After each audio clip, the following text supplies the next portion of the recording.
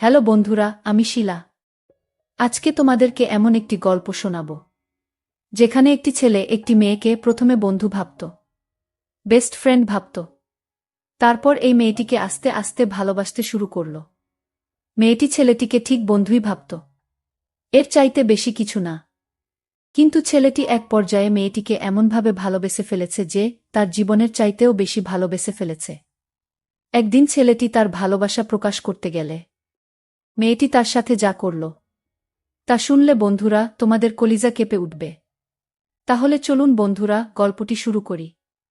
গল্পটি শুরু করার আগে বন্ধুরা, তোমাদের নিকট আমার বিশেষ অনুরোধ, দয়া করে তোমরা আমার চ্যানেলটি সাবস্ক্রাইব করে আমাকে সাপোর্ট করবা। আমার পাশের বাসার একটা মেয়ে নাম সাধনা, আর ছেলেটির নাম আবু সায়েম। সাধনা আর সায়েম দুজনেই খুব ভালো বন্ধু বলতে পারেন, একজন আর একজনকে ছাড়া চলে না। হঠাৎ করে একদিন সায়েম সাধনাকে মজা করতে করতে বলল, সাধনা, আই লাভ ইউ। ও বলে, শুন সায়েম, আমি তোকে ভালোবাসতে পারবো না, তুই শুধু আমার খুব ভালো বন্ধু। এই কথা বলেই চলে গেল সাধনা। সায়েম তার কথা শুনে হাঁ করে থাকিয়ে রইল। তাকে কোনোভাবেই তার মনের অনুভূতি বোঝাতে পারল না। এভাবেই দিন যেতে লাগল। কিন্তু ছেলেটি ভাবল যে সাধনা তো কোনোভাবেই আমাকে ভালোবাসে না, কি যে করি। বলতে বলতে সাধনার ফোন। সাধনা বলল, ওই সায়েম, কি করছ? তোর কথাই ভাবতাছি সাধনা।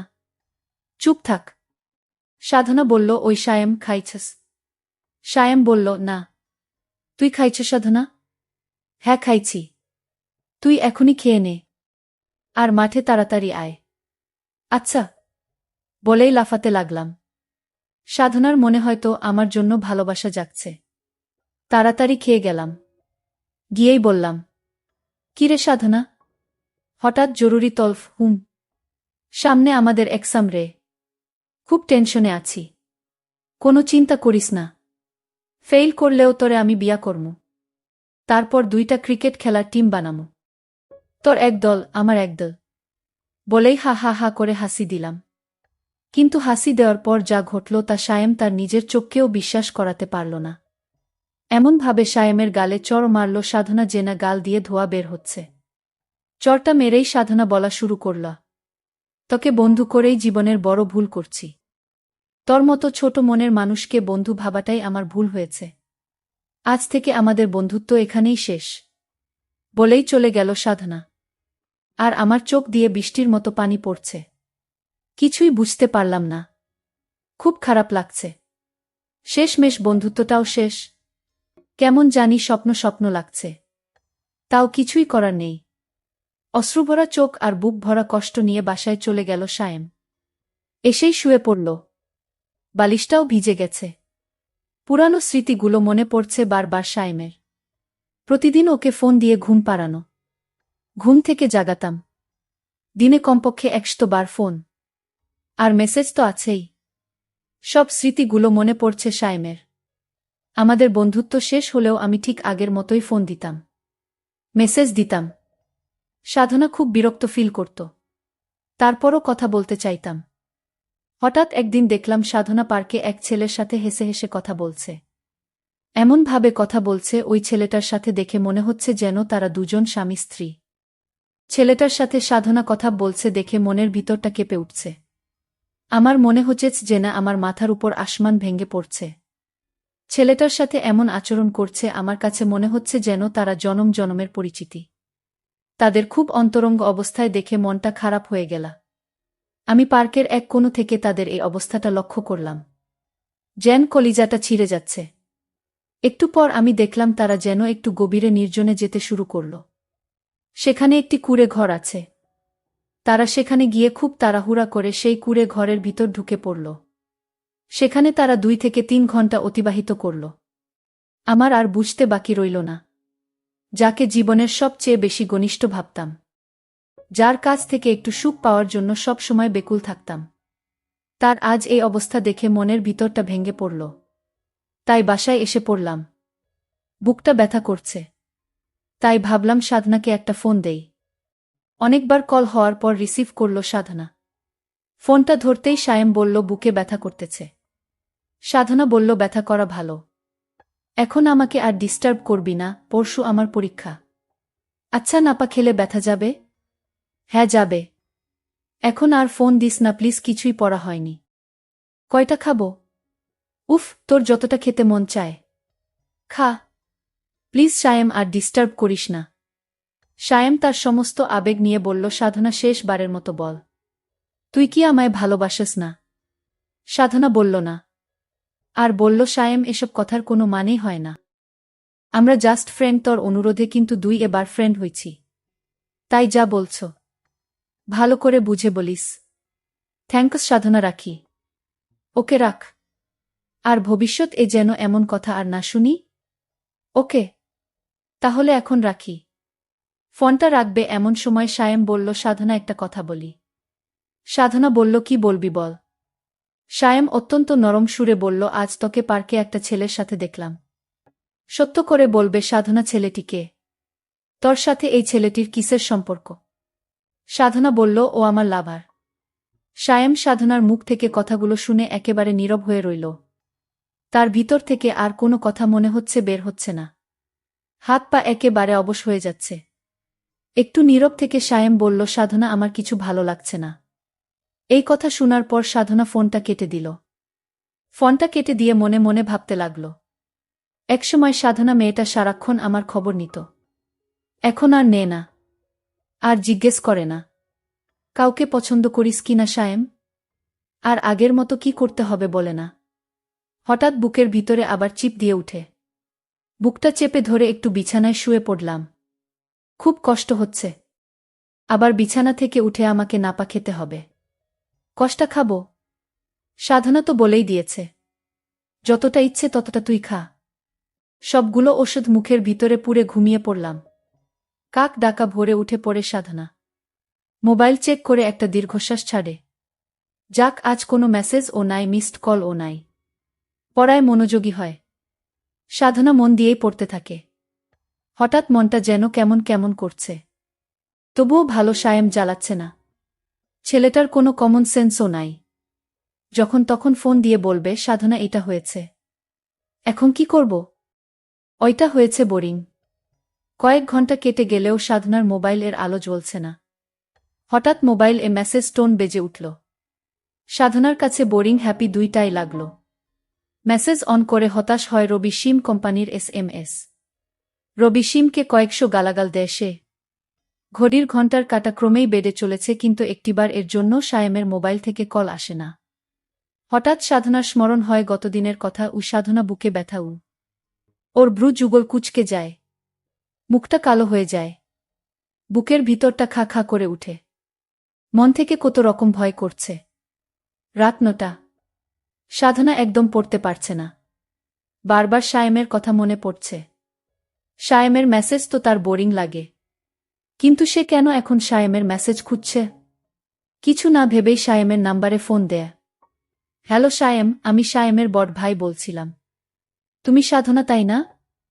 সায়েম তোমার কথা বলেছে, এখন ও বাইরে আছে বন্ধুদের সাথে।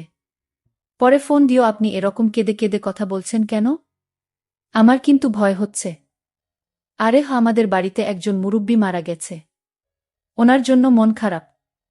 আর কাল এক্সাম যেন ভালো হয়। ওকে ভাইজা, সায়েম এলে আমার কথা বলবেন। সাধনা কিছুই বুঝে না সায়েমকে কি সে ভালোবাসে। এক্সামের কথা মনে পড়তেই পড়তে বসে যায় সাধনা। পড়ায় মন না বসলেও জোর করে পড়ছে সে। হঠাৎ ঘুমের দেশে হারিয়ে যায় সে।